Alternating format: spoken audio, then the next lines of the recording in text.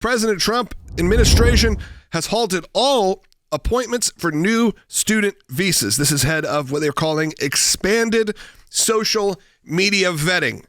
I want to get your thoughts on this. Obviously, the left not thrilled about this.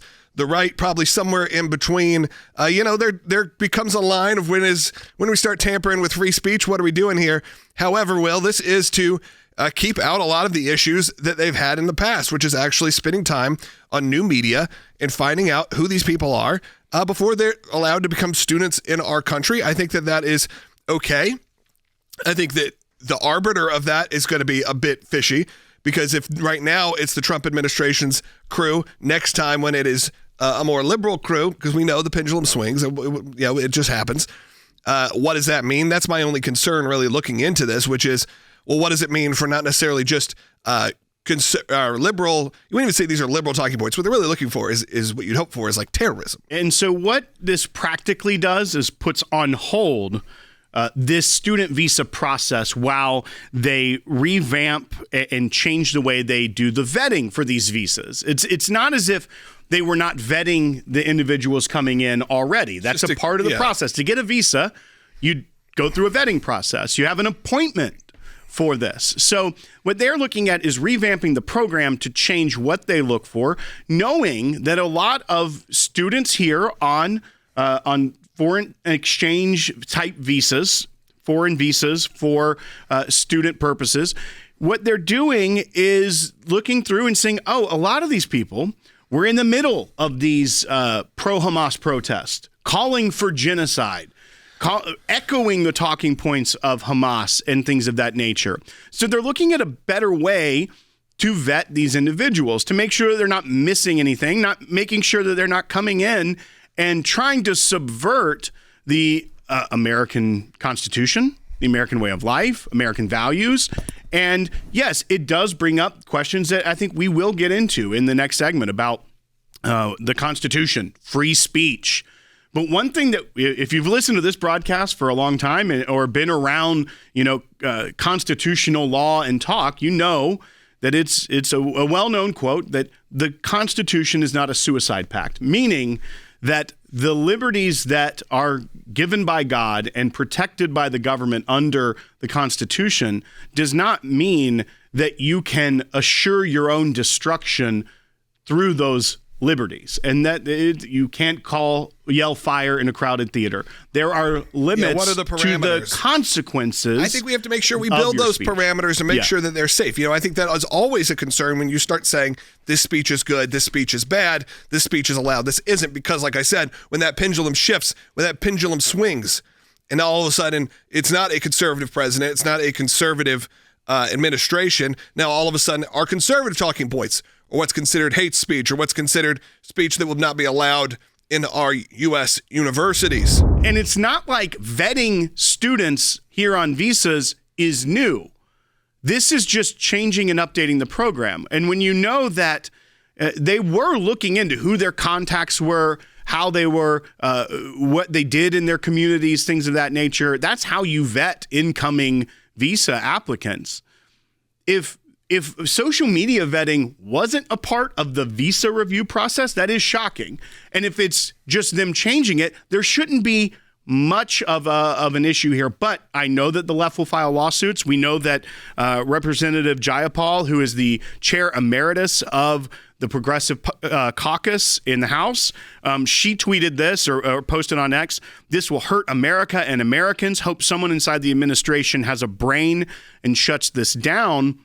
But she's like-minded with the Chinese government, who has put this statement out saying that China upholds that normal education cooperation and academic exchanges should not be disrupted. We urge the U.S. to effectively safeguard the legitimate rights and interests of all international students, including Chinese students overseas. Just so everyone knows that there was roughly 400,000 student visas issued in the year 2024. Of those, 398,000, so over half, were from China. So China has a vested interest in this. Of course. And we know that the Chinese regime, the CCP, it is finding ways to infiltrate the United States, whether it be through education, through the Confucius Centers, through their consulates. We know that the Houston consulate was shut down by Secretary of State Mike Pompeo because it was an espionage center. So when you're hidden police stations, when throughout more New than York. half are coming from China, and the Chinese government are the ones that are the most upset and speaking out like, whoa, let's safeguard the legitimate rights of people here. Maybe that's a sign that they're you're doing the right thing. Yeah, maybe that's a sign that you're doing the right thing. Everyone has the God-given right to free speech, freedom of religion. That doesn't mean that it's protected everywhere, right? So, but in the United States, it is enshrined in the Constitution, protected here through our judicial system. You can raise claims about that. You can petition the government for redress of grievances.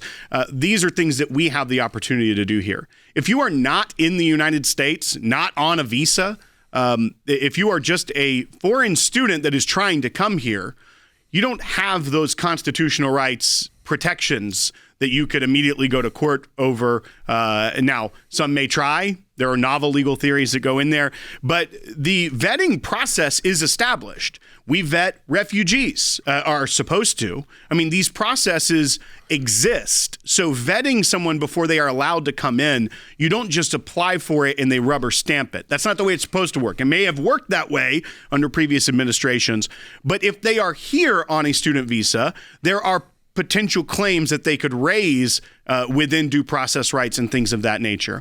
What this is doing, and this isn't even canceling student visas, that's a different issue altogether. This is just saying right now, no new appointments for student visas while we rework this vetting process.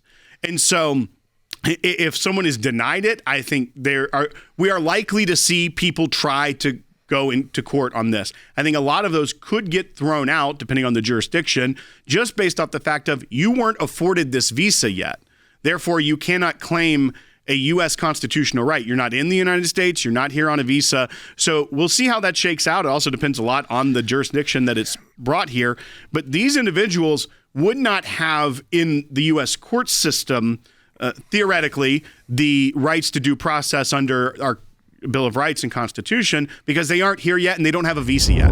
In the past, I have run the visa line for the embassy in Berlin and for our consulates in Frankfurt and in Munich. If you are on social media complaining about the U.S. government's policies before you get a visa, you're going to be denied a visa. And so the strict policy of are you coming to be a tourist and be a student and learn, or are you coming to actually foment political violence or problems is a very real thing. And so we should take only the cream of the crop. We don't need to take the troublemakers. This is just common sense.